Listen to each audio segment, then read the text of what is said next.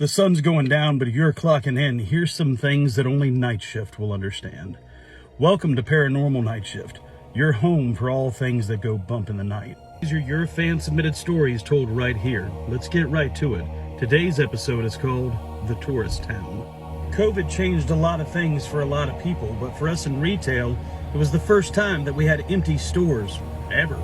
And in a tourist town like Gatlinburg, having a block of stores with no customers was almost like a ghost town in itself. Most people don't know this, but the main strip of Gatlinburg has apartments over the buildings. My wife and I had owned this store for years, and sure, you hear all sorts of stories, but we never believed them. But this was the first time since we owned this store that there was never customers in it. It all started probably 3 days into COVID. It was the third day that our doors were completely locked. And sitting upstairs watching TV, we started to hear things move around within the store. It sounded like somebody was down there, like some sort of child playing. Of course, I went downstairs to investigate and found nothing. It must have just been the TV or minds playing tricks on us. We were not used to having it this quiet. But this continued on over and over again for days on end. Every time it got really quiet upstairs, it sounded like the store downstairs was busy, full of life. We continued to hear children laughing and playing. Do you know those rocks that they have in those tourist shops?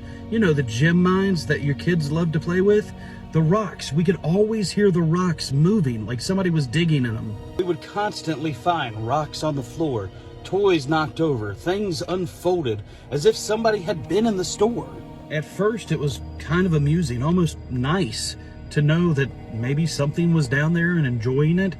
But then it started to get louder and louder, and we were losing sleep, and we really didn't know if it was paranormal or if there was really somebody in our store. Gonna let you in on a secret. We have CCTV, but other than the ones right above the register, we don't really film anything. So my wife decided to actually get some good cameras and set them up. Watched overnight, and surely enough, books would come off the shelf, rocks were being played with, toys were being thrown around as if somebody was messing with them. We finally went down there one night and decided to address whatever was down there. Do you know that you're here? Do you know that we are here? And if you are here, can you tell us your name? Nothing. Nothing at all. We stayed down there most of the night, but finally got tired and decided to go upstairs. But the next morning when we went downstairs, you know the keychains that have people's names on them? The name Caitlyn was everywhere. The whole thing. Just Caitlyn keychains everywhere. This was our life now. We talked to her. We'd go down into the store and we'd leave toys out for Caitlyn. We'd say, "Hey Caitlyn, bye Caitlyn, good night Caitlyn." It was just the way it was all throughout COVID. But once COVID opened back up and everything started moving again, the store was busy and filled with life. We always still talked to Caitlyn. The other day, there was a young boy playing in the rocks by himself, but was having a conversation with someone. He saw it, and I knew it was Caitlyn. I asked him, "Who are you talking to over there?" He said, "The little girl. She says hello." I didn't want to scare him, so I said, "Hello, Caitlyn. How are you?" But there was nothing there.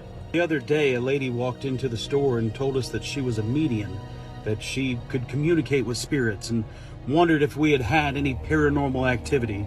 My wife and I giggled and laughed and said, "Of course, you must be talking about Caitlyn." And her face turned white as a ghost. "So that you're aware that she's here?"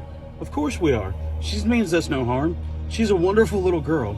She wanted to take pictures, the medium did, and took pictures of the storefront. We finally got them back, and sure enough, there was a little girl in the window." I wish I could send you these pictures, but they're private. And we don't know anything about Caitlyn other than that she is there, and she is very real. I wish we knew why she was trapped here. I wish we knew that if she knew that this was her home, and that it was safe for her. Maybe she lived here many years ago. Maybe she is trapped. But either way, this is her home, and we love to share it with her.